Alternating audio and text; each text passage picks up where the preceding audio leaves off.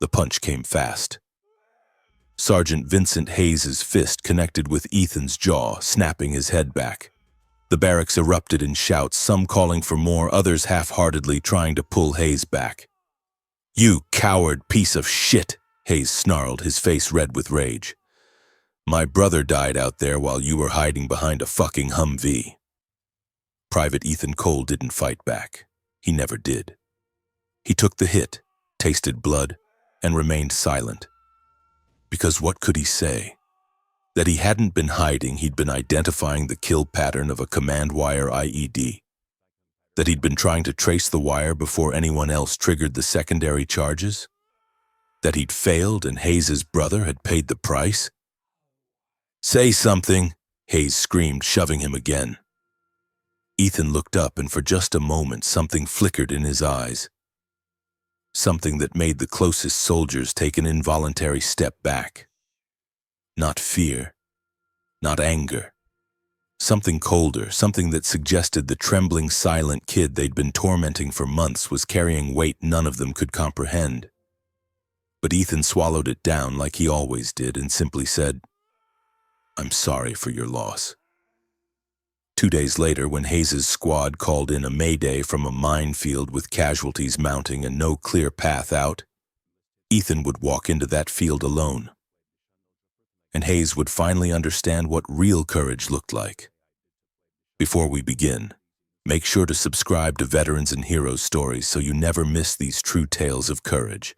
And tell us in the comments, where are you watching from today?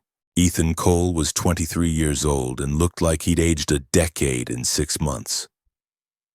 Dark circles shadowed his eyes. His hands carried a tremor that never quite disappeared, the kind that showed up when he held a coffee cup or tried to button his uniform.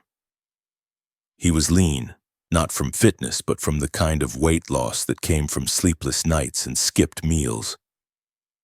To everyone at Forward Operating Base Vanguard, he was simple. A coward. They'd seen it during the ambush 3 weeks ago. While his squad had returned fire against insurgents hidden in the ridgeline, Ethan had frozen. Not for a second or two, for a full minute. He'd stood there, rifle lowered, eyes distant, while bullets carved the air around him. Corporal Travis Bennett had dragged him to cover, screaming in his face, "What the fuck is wrong with you?" Ethan hadn't answered. He just stared at the ground like he was seeing something no one else could. After that, the whispers started. "Did you see Cole? Just stood there like a statue. Probably never should have made it through basic. Command needs to send him home before he gets someone killed." The whispers turned into open mockery. Soldiers would accidentally bump into him in the chow line. His gear would go missing before patrols. Once someone left a white feather, the old symbol of cowardice, on his bunk. Ethan never responded. He took it all in silence, his face carefully blank, his movements careful and measured. He did his assigned duties without complaint: maintenance, inventory, radio checks.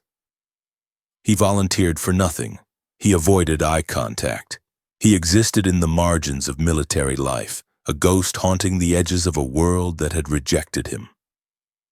What none of them knew, what Ethan's carefully maintained cover story concealed, was that before he became Private Ethan Cole of the 3rd Infantry Division, he'd been Staff Sergeant Ethan James Cole of the Marine Corps Explosive Ordnance Disposal, the youngest EOD specialist to ever receive the Navy Cross, the survivor of the Kandahar minefield incident that killed his entire team. The operator who defused 247 IEDs over 3 tours before one perfect, terrible day shattered everything he thought he knew about fear, fate, and the price of being good at keeping people alive. That file was buried now, sealed, classified 3 levels above the security clearance of anyone on this base. As far as the Army was concerned, Ethan Cole was a fresh recruit with an unremarkable record and a concerning tendency to freeze under pressure. The truth was far more complicated. The nightmares came every night. Always the same sequence, always the same faces. Lieutenant Ramirez kneeling in the dust, holding the digital readout while Ethan worked the wire cutters. "We're good, Cole. Nice and steady." Sergeant Kim providing security, her rifle sweeping the perimeter. Movement at 3 o'clock, civilian vehicle. Private First Class Jackson, his spotter, calling out time hacks. 7 minutes to get clear of the blast radius, we're golden. And then the click. Not from the device in Ethan's hands, from somewhere else. Somewhere he hadn't checked, a secondary trigger he hadn't seen. In the dream, he always looked up just in time to see Ramirez's face change from confidence to understanding to nothing at all. Ethan would wake up gasping, the phantom sound of the explosion still ringing in his ears, the smell of cordite and burned flesh so real he'd run to the latrine and vomit. The other soldiers thought he was weak, broken, a liability. They had no idea he was carrying the weight of 3 bodies and the knowledge that one miscalculation, one moment of imperfect attention, had ended 3 lives. Dr. Sarah Martinez, his civilian therapist at Walter Reed, had explained it carefully during their sessions. You're experiencing acute PTSD with survivor's guilt and hypervigilance. Your brain is trying to protect you by constantly scanning for threats. That's why you freeze. You're not panicking, you're processing, looking for the thing everyone else is missing. "It doesn't matter what I'm doing," Ethan had told her. "They're all dead because I missed something." "You're human, Ethan. Humans make mistakes. EOD techs don't get to make mistakes." The reassignment had been Command's idea. Put him somewhere low stress while he recovered. Standard infantry unit, routine patrols, nothing complicated. Give him time to heal without the pressure of life or death decisions. What they hadn't counted on was that Ethan's brain didn't know how to turn off. Even in a routine deployment, he saw patterns, threats, the telltale signs of explosive devices that others walked past without noticing. During that ambush 3 weeks ago, he hadn't frozen from fear. He'd frozen because he'd spotted the disturbed earth pattern consistent with a daisy chain mine layout. He'd been calculating blast radius and trying to trace the command wire before someone triggered it. He'd failed again.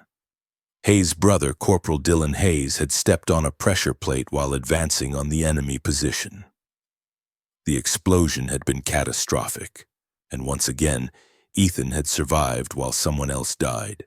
The confrontation in the barracks came on a Thursday night.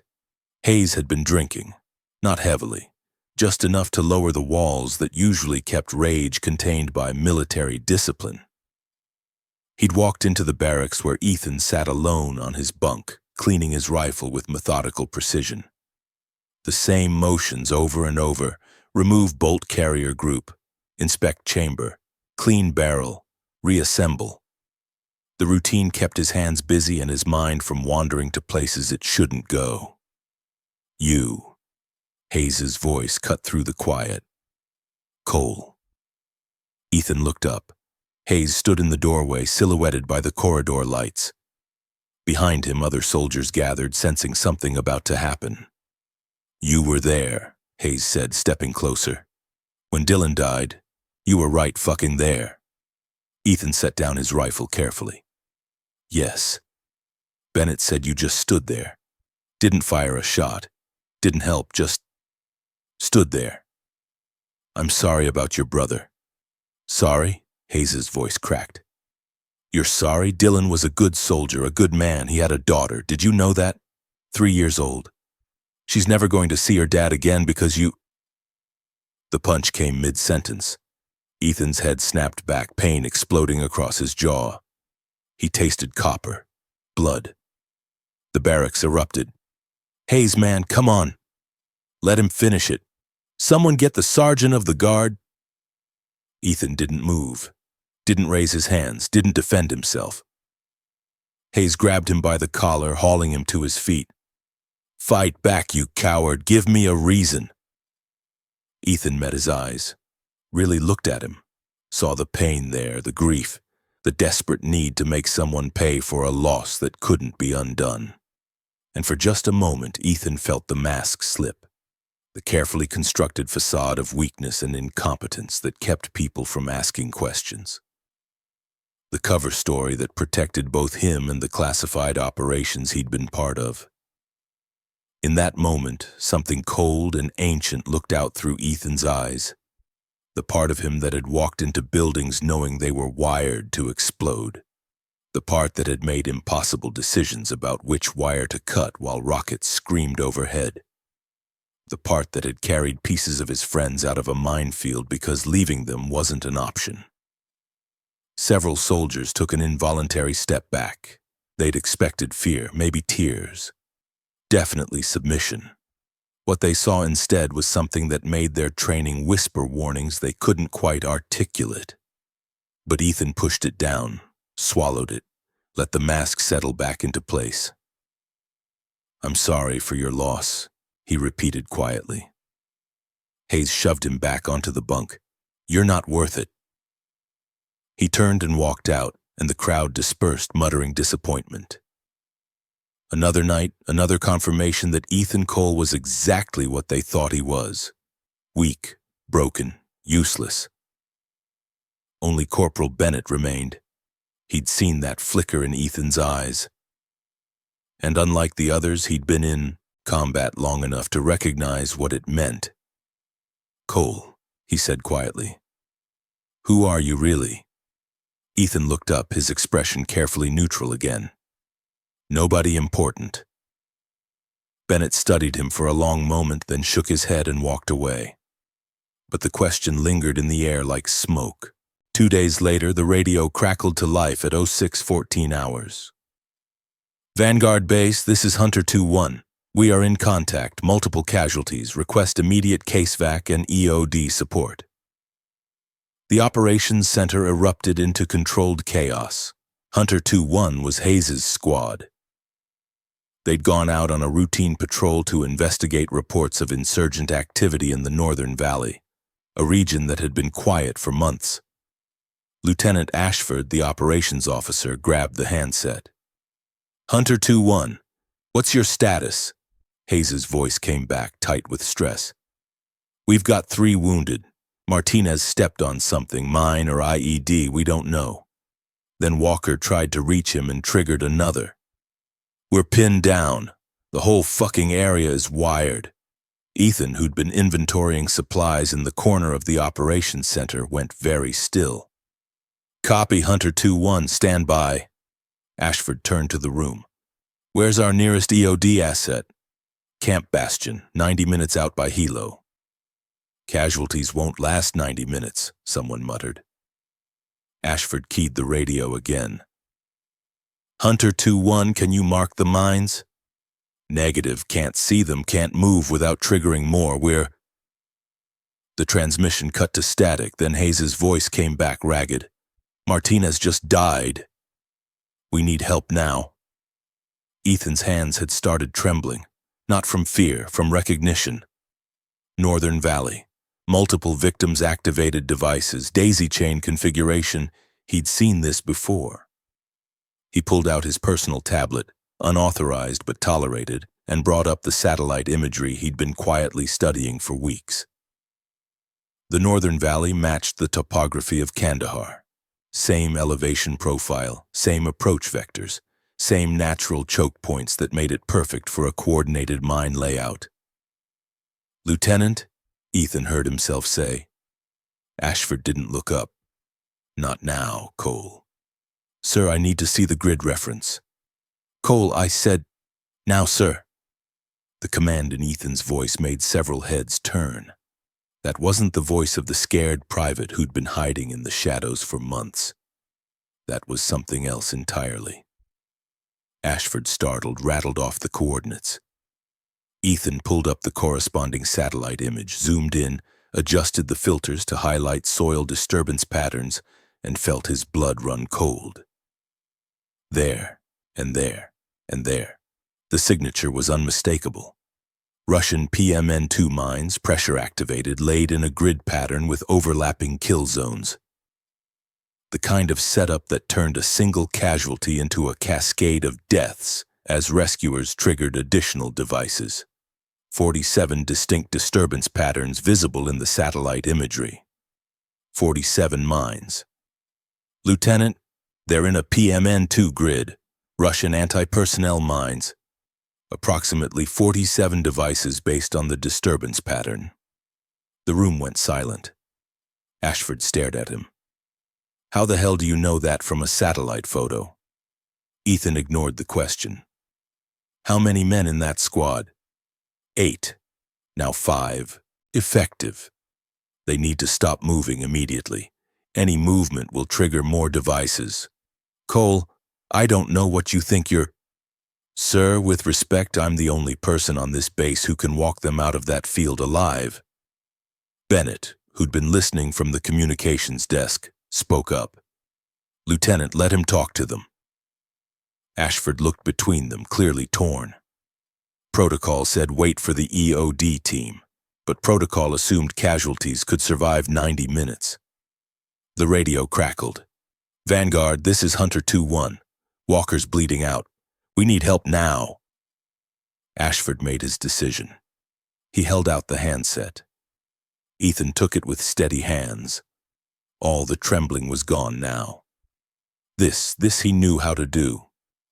Hunter 2-1, this is Vanguard. I need you to listen very carefully to what I'm about to tell you. Who the fuck is this? Hayes's voice came through the speaker, tight with pain and barely controlled panic. Your position is a PMN2 minefield. Russian anti-personnel devices pressure-activated 5 kilograms of force to trigger. You're in a grid pattern with approximately 47 devices. How do you... Listen, do not interrupt. Do not move. Do not let anyone else move. Understood? A pause. Understood. I'm coming to you. I'll enter from your 6 o'clock position and create a safe lane. When I reach you, I'll guide you out one at a time. Do exactly what I say when I say it. No improvisation, no heroics. Clear? Clear. But who? 15 minutes. Stay alive until then. Ethan handed the radio back to Ashford and started walking toward the door. Cole, wait, Ashford called out. You're not authorized for EOD operations. Ethan stopped but didn't turn around. No, sir, I'm not. Then how do you know? Because 3 years ago I walked into a field just like this one. I made a mistake and 3 of my team died. I won't make the same mistake twice. He walked out before anyone could stop him. Bennett caught up with him at the armory. You need a spotter. No? Cole? This is a one-person operation, Bennett. If I fuck up, no point in both of us dying. At least take the EOD kit. Already have it. Ethan pulled a battered backpack from his personal locker. The one piece of gear he'd carried through every reassignment, every cover story, every attempt to leave his old life behind. Inside, wire cutters, multimeter, probe kit, non-magnetic hand tools. The tools of a bomb tech. Bennett stared at the kit, recognition dawning. Jesus Christ, you're not infantry at all, are you? I was, then I wasn't. Now I am again, long story. Cole, or whoever you really are, you don't have to do this. Ethan finally looked at him, really looked at him. Yes, I do. Because if I don't, 5 men die. And I'm tired of people dying because I wasn't good enough. He grabbed his gear and headed for the motor pool. 10 minutes later, a single Humvee rolled out of the base gates, unauthorized and unescorted. Lieutenant Ashford had tried to stop him, but Ethan had simply stated, Sir, you can court-martial me when I get back.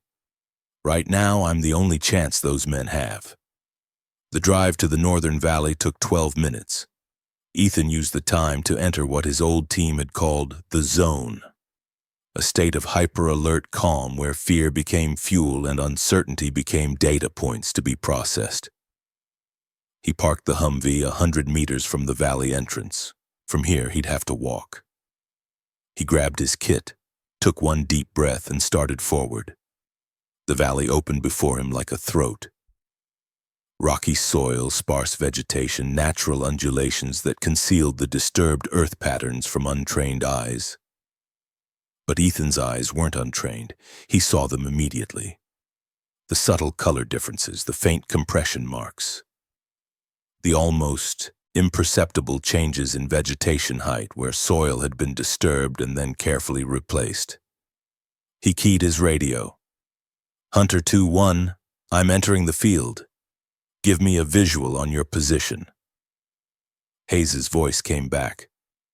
200 meters north-northeast of your position. We're in a depression behind a rock outcrop." "Understood. I'm marking my path with green chem lights. If you need me, watch for the lights. They'll show you the safe route." "Copy." Ethan took his first step into the minefield. Immediately his training took over. Each step became a deliberate calculation. Probe the ground, read the soil, identify safe spots based on compression patterns and vegetation disturbance. Move forward 6 inches, repeat. It was agonizingly slow. It was also the only way to stay alive. After 30 meters, he found the first mine, a PMN2 exactly as he'd predicted, buried 15 centimeters deep with the pressure plate just below the surface. Someone had done professional work here. Careful placement, precise depth, minimal disturbance. Ethan marked it with a red chem light and moved on. Second mine at 45 meters. Marked. Third mine at 60 meters. Marked. His hands didn't shake. His breath stayed even. This was what he'd been built for. This was the one thing he could still do perfectly. At 90 meters, he found the body. Martinez, dead eyes staring at the sky. The mine that killed him was still visible, a crater of torn earth and shrapnel. Ethan said a quiet prayer and kept moving. 120 meters. Fourth mine. Fifth mine. Sixth mine. The pattern was becoming clear. Whoever had laid this field understood military tactics. The mines created lanes that looked safe but were actually kill zones, forcing rescuers into predictable patterns where secondary devices waited. Brilliant, terrible, professional. At 170 meters, he reached the depression where Hayes and his remaining men were huddled. Hayes's eyes went wide when he saw who had come for them. "Cole? Stay down. Don't move." Ethan scanned the area around them, reading the ground like a map written in a language only he understood. "You're surrounded by 11 mines. 3 are within 2 meters of your position. How are you? Later. Right now, I need you to trust me. Can you do that?" Hayes looked at the young soldier he'd beaten and mocked, looked at him really seeing him for the first time, and saw something that made him nod silently. "Good. We're going out one at a time. I'll clear a path, you'll follow exactly where I step, no deviation, understood?" "Understood." Ethan turned to the other men. "Who's most seriously wounded?" "Walker. Leg trauma, he's lost a lot of blood. He goes first. Hayes, you'll carry him, stay in my footsteps." For the next 40 minutes, Ethan became something most of these men would never see again. A perfect operator executing an impossible task with absolute precision. He cleared the mines around their position one by one. Not by diffusing them, that would take too long, but by mapping them so precisely that he could thread a human-sized path between their kill zones. He led Walker and Hayes out first. 32 steps, each one placed with mathematical precision. They made it to the safe zone, then back in for the next man, and the next, and the next. Each trip took 15 minutes. Each trip added another layer of exhaustion and stress. Each trip was an opportunity for one miscalculation to end everything. On the 4th trip, Ethan's probe hit something that shouldn't have been there. A wire. He froze. Command wire IED. Secondary device designed to catch the rescuers. His mind flashed back to Kandahar, to the wire he'd missed, to Ramirez's face. His hands started to shake. "Cole," Hayes called from the safe zone. "What's wrong?" Ethan closed his eyes, breathed. Dr. Martinez's voice echoed in his memory. "You're allowed to be scared. Fear is data. Use it. He opened his eyes, traced the wire, found the initiator, and carefully marked the entire circuit with chem lights. Then he stepped over it and kept moving. By the time he led the last man out, Hayes himself, the sun was setting. 47 mines identified and marked, 0 additional casualties, 5 men saved. They reached the safe zone and Hayes immediately sat down, his legs giving out. He looked up at Ethan with an expression that mixed awe, shame, and confusion. "Who are you?" he whispered. Ethan looked at the minefield behind them, at the path of green and red chem lights marking safety and death, at the men who were alive because he'd finally stopped hiding. "Someone who should have done this a long time ago," he said quietly. The debriefing lasted 4 hours. Lieutenant Ashford, Captain Morrison, and a very serious lieutenant colonel from division sat across the table from Ethan in the operations center's secure room. "Private Cole," the lieutenant colonel began, his voice carefully neutral. "Or should I say Staff Sergeant Cole?" Ethan said nothing. "We pulled your real file, the one buried under 3 layers of classification." The lieutenant colonel slid a folder across the table. "Marine Corps EOD, Navy Cross, Kandahar incident, medical discharge due to PTSD, reassignment under false identity." Still silence. "You saved 5 men today using skills you weren't supposed to have. Skills you've been hiding for 6 months. Why?" Ethan finally spoke. "Because I failed once, in Kandahar. I missed a device and my team died. I couldn't live with the weight of that responsibility anymore. So I asked to be reassigned somewhere I couldn't fail again." "But you didn't fail today?" "No, sir.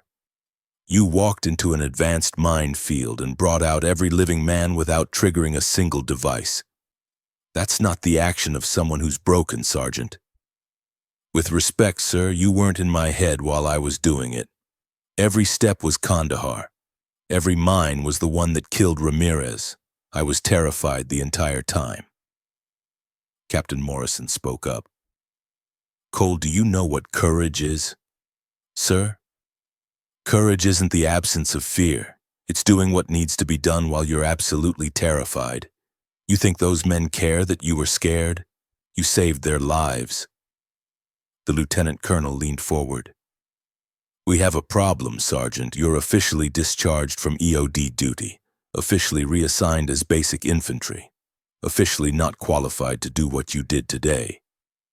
"I understand, sir. Court-martial proceedings?" "No." The lieutenant colonel smiled slightly. "We're not court-martialing the man who just saved 5 soldiers and identified 47 mines. We're promoting him." Ethan blinked. "Sir, the Army has a critical shortage of experienced EOD personnel. Your skills are too valuable to waste on inventory duty.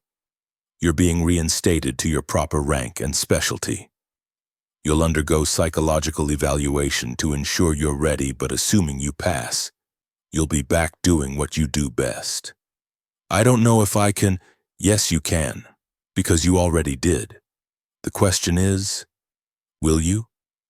Ethan thought about the men sitting outside, about Hayes who'd punched him and called him a coward, about the feeling of walking that minefield, of facing his fear and coming through the other side. "Yes, sir, I will." 3 weeks later, Staff Sergeant Ethan Cole stood in front of Hayes' squad for the first time in his proper uniform, with his proper rank and his proper specialty insignia. Hayes stepped forward. His arm was in a sling from the minefield injuries, but he stood at attention. "Sergeant Cole, on behalf of my squad, I want to apologize for how we treated you. We didn't understand—" "You didn't need to understand," Ethan interrupted quietly. "You were right to question someone who couldn't explain himself. I don't blame you for your brother. I blame the people who laid those mines. And I promise you I'll find every last one of them before they kill anyone else." Hayes nodded, then extended his hand. "Thank you for my life, Sergeant." Ethan shook it. "Thank you for giving me a reason to stop hiding." That evening, Ethan sat alone on the perimeter wall, watching the sun set over the northern valley. Dr. Martinez had called earlier. "I heard what happened," she'd said, "and how are you feeling?" "Scared," Ethan had admitted, "but also clear, for the first time in 3 years. That's called purpose, Ethan. Hold on to it." He intended to. In his pocket was a new letter. Not a goodbye this time. A promise. "To whoever reads this, I'm done running. I'm done hiding. I'm done letting fear make my decisions. Some people are built to do impossible things in terrible situations. I'm one of them. And I'm finally ready to do the work again." Signed, Staff Sergeant Ethan James Cole, Explosive Ordnance Disposal, still scared, still standing. He folded the letter, sealed it, and tucked it away. Then he went back to work, studying maps of the region, identifying patterns, preparing for the next impossible thing. Because sometimes courage isn't about not being afraid. Sometimes it's about walking into the minefield anyway. If you've ever been called a coward for choosing your battles wisely, this story is for you. Real strength isn't loud.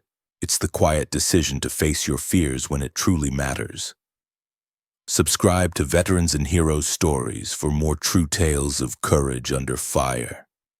And tell us in the comments, have you ever had to prove yourself to people who underestimated you? Until next time, stay strong, stay brave, and never let fear choose your path.